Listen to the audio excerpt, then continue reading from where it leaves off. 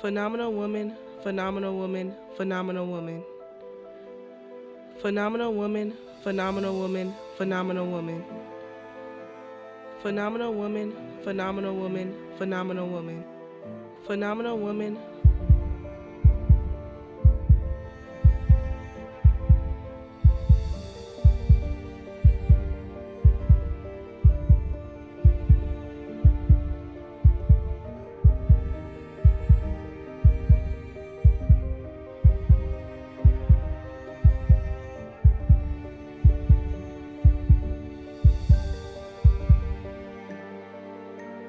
Phenomenal woman, phenomenal woman, phenomenal woman.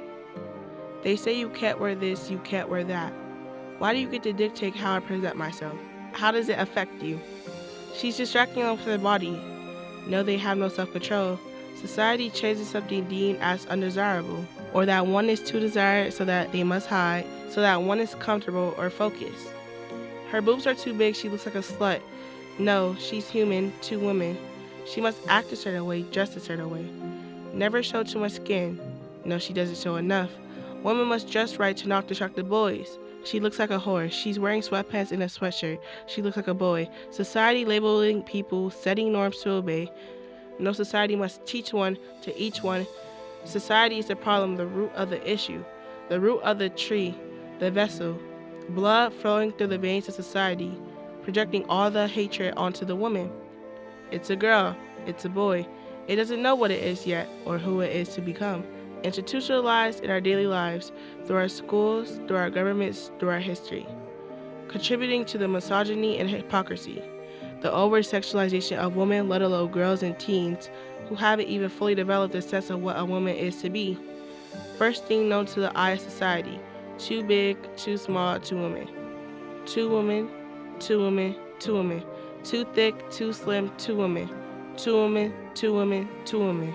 The labels put on women historically, limiting their ability to reach above and beyond. Women labeled sensitive and unfit to lead. Women cut off in silence, as if they have no mouth.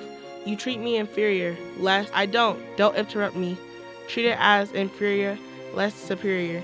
The labels continue to suppress the advancement of gender equality. Two women, two women, two women, two human.